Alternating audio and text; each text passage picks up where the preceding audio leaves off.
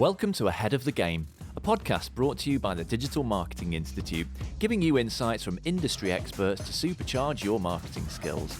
Today, it's the modern mindset, where we explore those soft skills that are so vital to developing your career. And this episode is all about creative development. In other words, generating good ideas and developing them into marketing campaigns, content, or tactics. I'm Will Francis, and I'm going to be talking to Andrew Davis. Andrew's a renowned keynote speaker and expert trainer in digital marketing. He's over 20 years of experience to share with us, training organisations like the Royal Mail, O2, Ogilvy, KPMG and Imperial College, and many more. His earlier career saw him innovating in digital at the BBC and then at pioneering social network MySpace, where both Andrew and I worked together in the noughties. Andrew, welcome back to the podcast. Thanks for having me. It's great to have you. Basically, I would love to have more good ideas in my marketing work. How can I do that? It's a really big question. It's one thing that when it comes to idea generation that I've been fortunate in the sense that my career started. My first major job was working in the UK for the BBC, for working for one of their digital stations, Radio 1 Extra. And when it comes to radio, you are put in a live environment. So your job is, especially when you're doing playlisted shows, because I was doing a playlisted show first, which means a show anywhere from breakfast all the way to about tea time. So about 7 o'clock p.m. Those shows are, the music is already programmed. So you don't have any choice on the music. But what you do have to do is come up with creative ideas whenever the songs are not playing. And if you don't come up with a creative idea, one, the user could go somewhere else, or the listener could go somewhere else. Or two, you look silly live on air.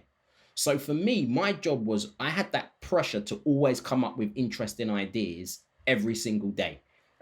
So when it comes to idea generation, that was kind of built into me. Now, it's like a boot camp of creativity. It is a boot camp of creativity where the consequences is you're going to look silly in front of thousands and thousands of listeners, pretty much. But I also realized that not everyone has that background when it comes to that. So it was a case of saying, all right, how can we be creative in a way where, how can I train creativity to people who are not creative people? And one of the things I say to people is don't waste brain calories. And what I mean by that is sometimes don't think, let the tools do the thinking, because there's loads of tools online that will help you come up with ideas. For example, the one that I use is called Portent Idea Generator. And with Portent Idea Generator, you type in any keyword that you're after, and it comes up with sentences. And it's slightly clickbaity, but it's for you to come up with ideas around that to say, okay, our company might not use this word or this sentence, but I get the idea of it. So let me create something around that sentence. So I use tools as well to come up with that. So Portent Idea Generator, Answer the Public is another good one, where I type in a keyword and it gives me numerous questions around that keyword where you can come up with ideas. So that's just two. And the reality is, if you just use those on a consistent basis and spend 20, 30 minutes a time just using that, I can pretty much say that you won't be running out of ideas. It will be, what ideas do I pick now? Because there's so many ideas just off those two tools alone. There's many other tools that I can talk about throughout this podcast episode, but they're just two that I use always. Even if I get stuck for ideas, I just go to those and I'll do it. As a trainer, I do this in my sessions, and I'll get them to come up with creative ideas. And I've trained probably anywhere between 11 to 12,000 people all over the world, all different industries, over the last 11 years. Every time I've done this exercise, there's never been a case where someone can't come up with an idea. So it really works. And that's why I say sometimes don't bother wasting brain calories. Just don't let the tools do the thinking for you. But it's the blank sheet of paper problem, isn't it? And I think one of the worst things for creativity is a blank sheet of paper and not having some other stimulus and input to work on. Because, and you're right, something like Answer the Public is fantastic because you put in a keyword and not only does it generate ideas, those ideas are based on what people are actually searching Google for. And what questions they have, what informational needs they have around that topic that need to be met. And then you can base your ideas on that. It's the same reason that we tell clients to have content pillars. So they have like consistent themes that they produce content around so that each morning it's not just sat in front of a completely blank, Word document or PowerPoint or whatever it is and going, right, what do I do now then? If you've got your content pillars in place, that, I don't know, Monday is Motivational Monday, and then it sort of narrows it down a bit, right? Exactly. So I think creativity is partly about narrowing, whereas a lot of people think it's about open thinking with no boundaries. Yeah, exactly. And even with going back to the content themes, I work with a lot of the big professional service networks, and again, these companies, billion-dollar companies, anybody who can afford them knows who they are. They do the same thing. Every year they'll have 4 or 5 themes, and this is what this year is about. And content and ideas come from those 4 or 5 themes. And that's something that every organization should have. If you don't, what are the 4 or 5 themes that you think would be relevant to your end users? And then from that, you can come up with subcategories. And then from that, subcategories of the subcategory, etc. So that's pretty much what different ways that I come up with ideas. So do you believe that anyone can be creative even if they don't think of themselves as being? I think anyone can come up with a creative idea, but being creative, a lot of it is to do with the execution. So for example, I can come up with a creative design idea, I can't design it. So what I often say to people is if you need to come up with a creative design idea, say, then, and you're not creative, then you really need to look at how to master outsourcing and understanding how can I give this to somebody who can outsource this. So I often say, don't be an entrepreneur, be an outrepreneur. And that is master outsourcing. Because if I can't deliver something that looks really good to the level that I want it to look good at, then, and I still know, and I know it needs to be done, then I'm going to have to find someone who can. So I might have the idea, but I just can't execute that idea. And this is what I think a lot of creativity is about, from idea generation all the way down to execution. So yes, people can be creative from the first early stage, but they might not be able to execute.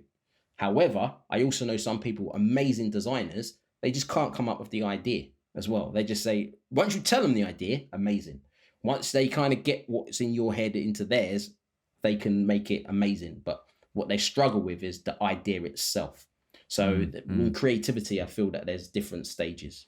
Yeah, and any successful entrepreneur will tell you that in terms of managing time, you should be doing the stuff that only you can do because you're best at it, and everything else should be done by someone else, should be outsourced, right? So, it would be a waste of your time to, if you're not great at design, to like go and learn that or hone your skills, because that's not where you add value. Yeah.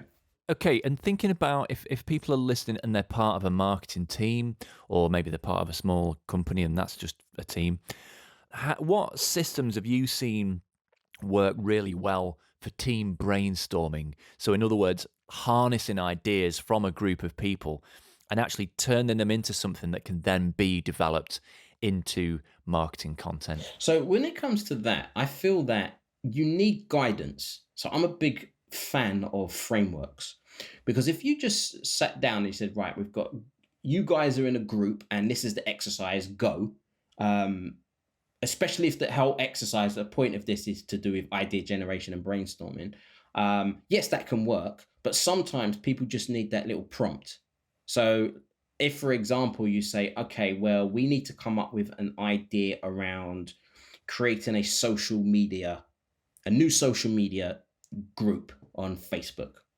I say, okay, cool. Now you guys come up with ideas, and then people just come up with random ideas. Then it might be a case of saying, actually, what we want to do, the whole point of this group is we want to aim at this particular audience. So then it filters down the thought process. And then it might be a case of saying, we also need to be able to create content, 3 or 4 pieces of content on this a day. So then it's a case of saying, actually, this is really good idea, but we won't be able to say much about it. So let's go with this idea as well. So that's the other thing where sometimes you if you're going to work with people, some people need reference points or pointers or framework to then work around. Then they can get creative in that framework. Yeah. And I often kind of compare it to like when we worked at MySpace. MySpace was basically do what you want, just don't break the rules. So imagine if this was a big circle. Anything that you go out of this circle was then you're breaking the rules. But be creative in this thing. But we gave them reference points to say, don't do this. Mm-hmm. But also you would have popular pages to give people ideas as well. So okay, saying, okay, this is actually going really popular. Let's do something like that. And then you see it on YouTube, you see it on Instagram, and that might be hashtags. So these are all reference points, and these are really key.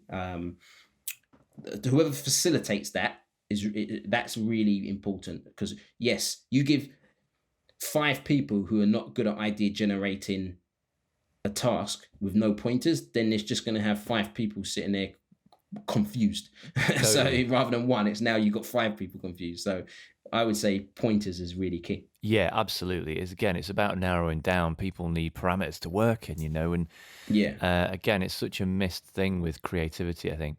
And you talk about spotting trends, or you mentioned kind of spotting popular pages or people or influencers. Like, where do you go for inspiration? Where do you go to kind of fuel your ideas in terms of just immersing yourself in, so not tools as such, but just places online to immerse yourself to kind of fuel your own creativity? So for me, I used Twitter lists.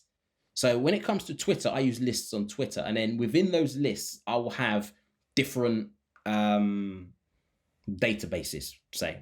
So I might have a list that says influencers. And I might have a list that says journalists. I may have a list that says footballers. I may have a list that says memes, technology, innovation. And whenever I come across somebody who's posting stuff that I quite like, I just put them into a list. And then I check my lists every day. And then from there, I'll come up with ideas, I'll come up with information, and I work from there. So, but that's how I come up with ideas. So when it comes to, say, social media news, I'll have a list called social media news, and I'll post anybody who posts stuff in social media. So that's how I stay up to date with that. I don't surf the internet. I'm not someone who surfs the internet. I probably go to 6, 7 websites a day.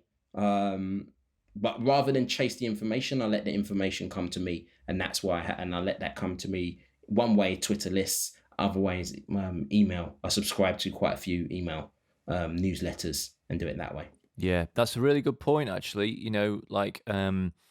And emails had a huge resurgence, and even one of the email newsletters I subscribe to is actually a digest of what's on Reddit, what's on very certain subreddits. There's this thing called Mail Brew, and it basically delivers me what's trending on Reddit in marketing, in technology, kind of like you do with Twitter lists. And I can see basically what ideas, and I suppose it's getting that sense of what ideas are really kind of getting people fired up in this space at the moment. What's interesting people, what's getting people excited, Hello, a quick reminder from me that if you're enjoying our podcast series, why not become a member of the DMI so that you can enjoy loads more content, from webinars and case studies to toolkits and more real-life insights from the world of digital marketing. Head to digitalmarketinginstitute.com/ahead of the game, sign up for free. Now back to the podcast. Okay, so let's start to think about how you get your ideas. You've shortlisted them, you've whittled them down, you're confident that there's some things you want to generate content around. Do you have a process for turning ideas into actual executed pieces of content? So it depends. So for me, my ideas it's kind of split into 2 areas. And one area would be what I post myself on my marketing channels, which really is LinkedIn. And another would be, what can I use this in a training or keynote scenario? So what I would do is, I'm pretty good now at taking information, saying I want to let people on LinkedIn know about this, or actually I've got this idea and now I'm going to turn this into a training material. So you're very focused about where that idea is going to end up as an execution. Because again, that's interesting. You know, you say about you're on LinkedIn, you're not on 6 different social networks. I am, but I just don't post. Well, you're only active. You're most active on LinkedIn. So Yeah. you're very focused about when you get inspired, you're very clear about how that's going to materialize in the end, because you know that it's going to be a LinkedIn post, you know. And I think that's just a valid point not to skip over, because it's a very good point. People don't. It really shapes your thinking, and if people don't have that focus, they're just kind of splashing stuff all over the internet without any real. They haven't got that focus to keep it, you know, streamlined, efficient, and effective, I think. Yeah, definitely. And I think that, so for example, if I was using Instagram and LinkedIn, I might take a piece of content that's on LinkedIn that I posted today, but I might not post it on Instagram. I might see funny things that I'll see on somewhere like Reddit, as you mentioned, or Twitter, or wherever I see it on the internet, Facebook.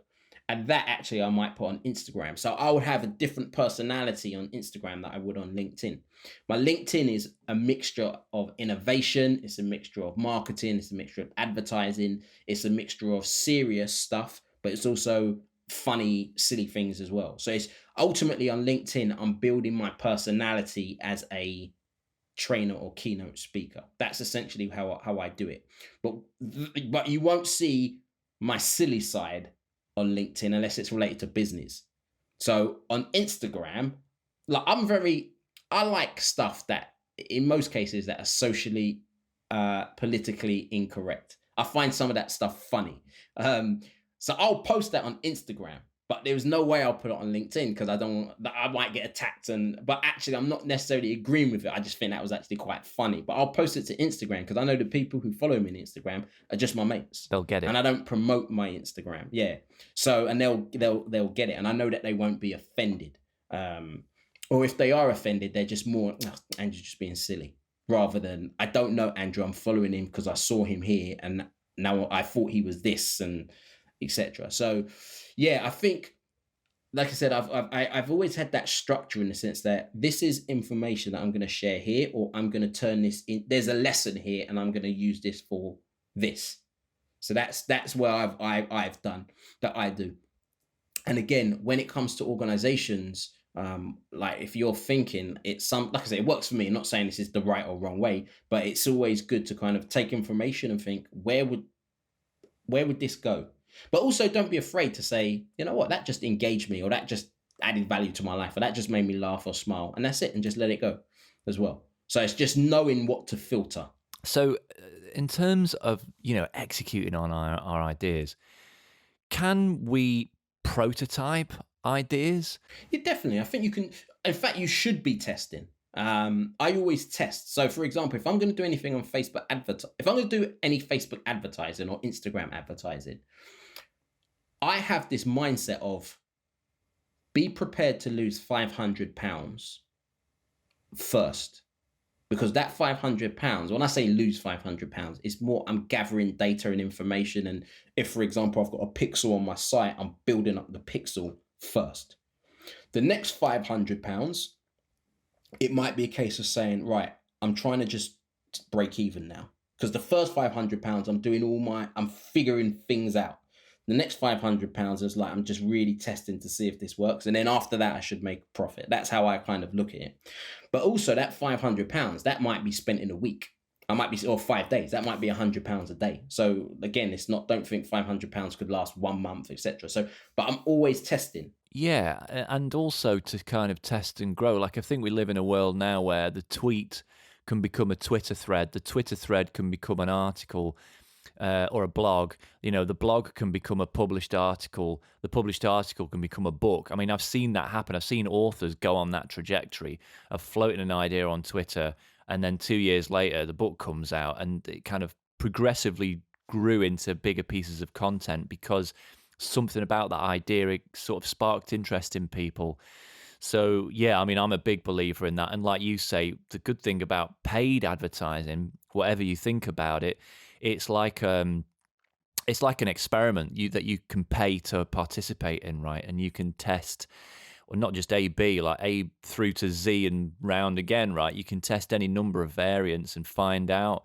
You know, we've heard tales of book publishers putting book covers in those ads that don't even exist yet. They've not even commissioned the book. They've not even paid the advance to the author, or films that bring the trailer out. I mean, it kind of happened with Sonic the Hedgehog, that movie, didn't it? You know, I mean, I'm not sure they quite planned it that way, but when people saw the trailer of the Sonic the Hedgehog movie, they hated the way that Sonic was animated. Yeah. And so went back to the drawing board, delayed the movie, and they brought out a Sonic that everyone loved. Yeah. Had they been smarter about that, they would have actually created a little 1 minute video of the animated Sonic and then done some social listening, right? Yeah. And then created the movie. But the problem is with that, though, the movie wasn't great after all of that anyway.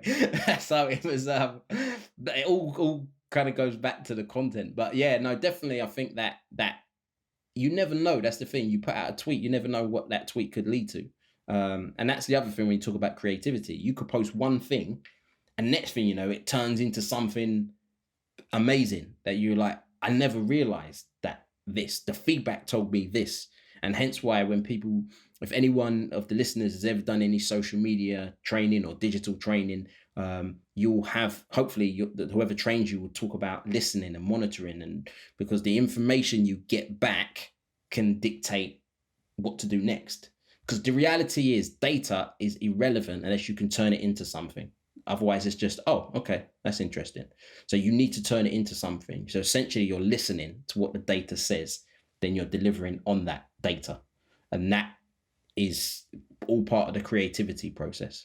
So you think data plays a role in creativity? Because I suppose there's always the tension between the art and the science, as people say, you know, Yeah. and not just taking the data too literally, keeping it injected with some of that kind of je ne sais quoi, human creativity, but at the same time making sure that your assumptions are backed up, kind of like we talked about with that tool, Answer the Public. It's kind of that, isn't it? That it is backed up by hard evidence that people want that. Definitely. But at the same time, it's then up to you to turn it into a good creative idea and present it in a way that sparks interest. Because definitely, yeah, because when you look at the art or the science or the creativity and the data, if you've got the way marketing has been split now over the years is that you've kind of got the creativity side of marketing, which is about brand, etc. Then you've got the marketing, which is about analytics and data. I think that what makes a fantastic marketer, they can apply both. So if you're a data marketer, you can come up with the data, but if you can't, and the data might say TikTok is the place to be right now, but if you can't come up with something creative for TikTok, then you're just going to be one of the millions of people who post every minute that no one sees. However, if you're just very creative, you can come up with the most amazing piece of content, but if no one sees it, so what?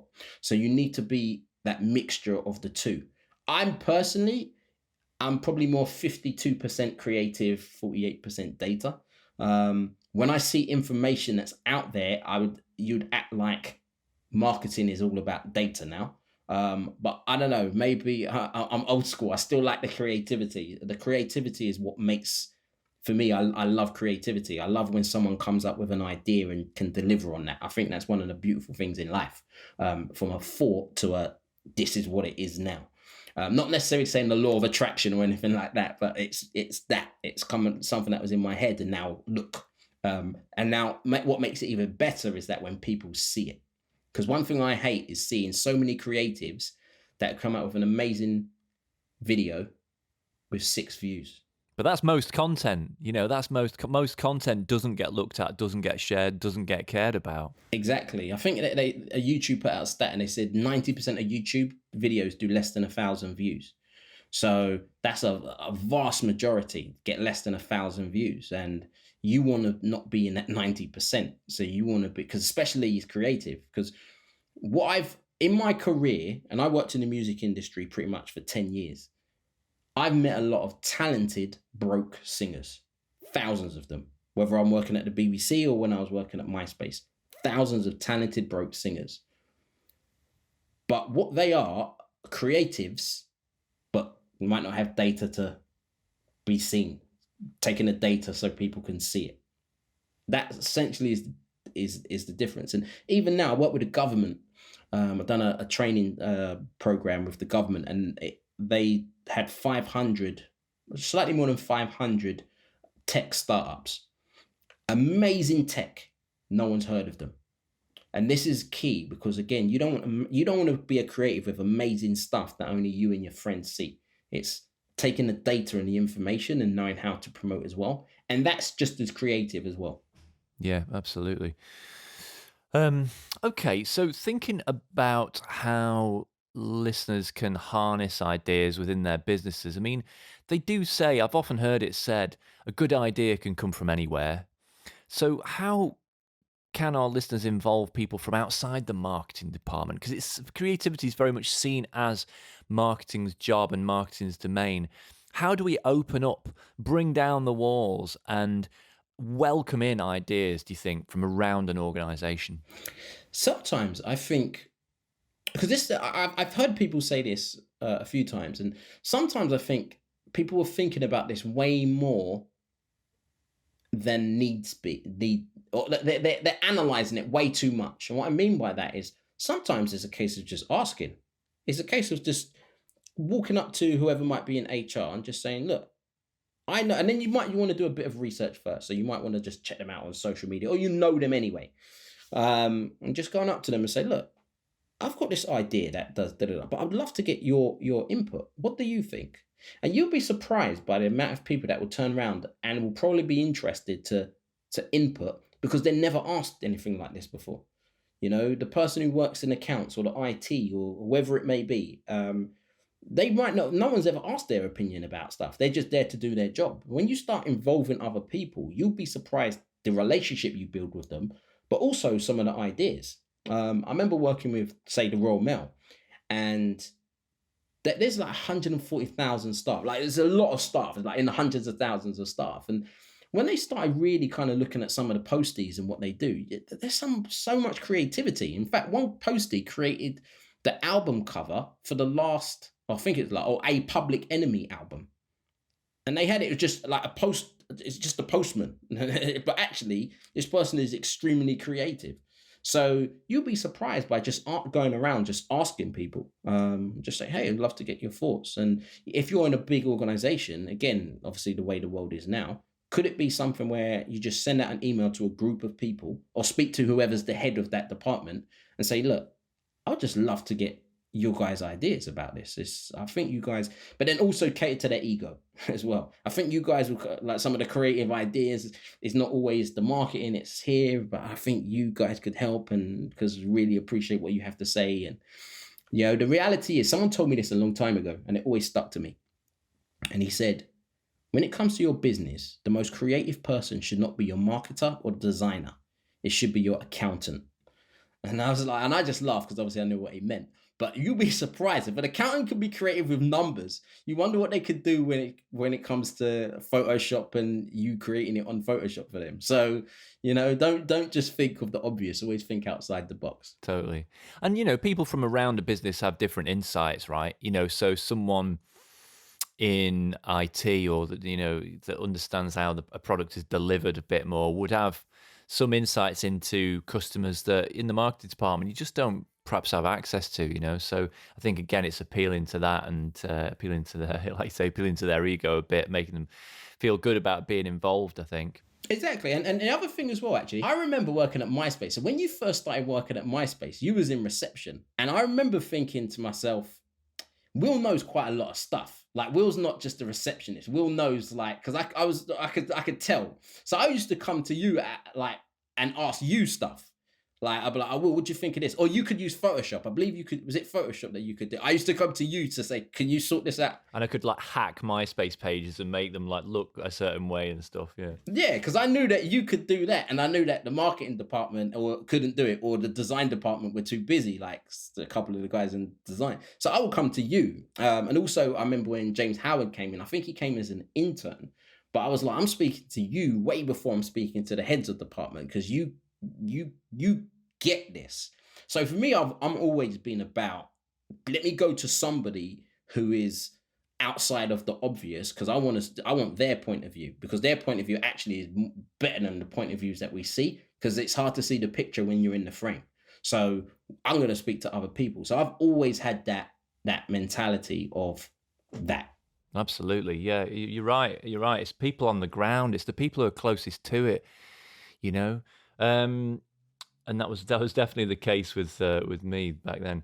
Okay, so do you think good ideas can come from your customers? Like, there's the very famous example of the American beauty brand Glossier, and there's a case study that I created actually on the Digital Marketing Institute's website, all about how they rose to fame. But one of the key things that they do is they base so much on their customers' ideas, and they make a proactive attempt to harness ideas from their customers. Now, that's not to say that a customer makes a complaint and suddenly everything has to change. They're not reactive in that way. They do proper listening, but they do listen to their customers, and they turn the overall picture of what people think about that industry, about their products, into new products, into campaigns. Do you think that's something that any of us could do to kind of try and harness ideas from our customers? Yes, in a nutshell. But it really depends how you go about doing it, because yes, we can look at our customers and get ideas from them. But it's the old saying that Henry Ford said, and that is, if I listened to my customers, I would have created a faster horse. So the customer, you need to be very strategic when you're going to listen to the customer, and not saying that you need to create some user generated campaigns, because also that to make user generated campaigns work, there's too many moving parts. If you're going to base everything around, you want to make it a bit more organic and a bit more natural. Information that the customers do. So the Glossier one that you mentioned, Dell was another one that they use it. They actually have like a whole center around the customer's thoughts, and that recognition. They want to give their customers recognition over reward in some cases. It's making them feel part of your journey, part of the mission. That's what Glossier do. Like, everyone who buys from them feels like part of something. Part of a new way to approach the beauty industry. Yeah, but I wouldn't be surprised, and I've heard it in the past where you've got a brand that's taken a customer's idea, and next thing you know, the customer's suing them because it's like, you stole my my intellectual property, or you stole my idea as well. So there's that as well. So I think I'm a big fan of using customers and getting those insights, or whether it be information that you've got from your analytics, or in real-time analytics as well. But again, I think it's being strategic around it. If you're going to execute it into something that's quite large. Yeah. Well, I know our time is coming to an end. I just want to ask you, you talk about creativity in your training. How do you teach others to be more creative? Like I said, sometimes I'll just show them. So that's why I'll go back to what we said right at the beginning, where I'll don't waste brain calories, come up with just use these tools. But essentially, when I'm training, whether I'm training social media or content marketing or influencer marketing or any areas of digital, I will have frameworks, and I would say to them almost at the beginning, I'm going to show you creativity. Sometimes I won't necessarily say it to them, but the reality is, most people think creativity is creating something. But creativity, if you look at the whole from a business point of view, is not just creating, it's getting people to see it, but also converting people to do whatever you want them to do. So there's actually a number of different parts. That's creative. Because I know creative conversion specialists. I know creative creation specialists. So it's, without necessarily saying it, all my training sessions is around creativity. So I'm showing people, sometimes at the beginning I'll say it, sometimes I might even say it at the end, to say, look, end of the day, some of you came in here thinking, how do I be a bit more creative? Well, this is what we've gone through throughout the day. You've actually created this strategy. All I did is give you some reference points, and you've come up with this. So you can be creative. Everyone can be creative. We just need to work out what they can be creative. What is that spark that they need creativity for? Because I can be creative, very creative in the things that I love, but I can't be creative in things that I have no idea about. because I just don't have any idea. So that's the other thing as well. Yeah, no, I get that. Well, mate, I think that's all we've got time for. It's been that's been really interesting to talk to you about the soft skill of creativity. It's an intangible one, but it's one that everyone in marketing struggles with to some extent, and really needs to get better at. So that was really interesting to chat to you about. Really appreciate your time. Before I let you go, tell our listeners where they can find you online. Sure. So me, as I said earlier on, I really focus on my creativity on LinkedIn. So you can find me at linkedin.com/in/Andrew M. Davis, and that is Davis spelled Davis. Or you can go to my website, which is andrewmilesdavis.com. That's great. We'll do that. Thanks very much, Andrew. Cheers for your time. See you soon. Brilliant. Thanks, Will. Take care. If you enjoyed this episode, subscribe wherever you get your podcasts. And for more information about transforming your marketing career through certified online training, head to digitalmarketinginstitute.com.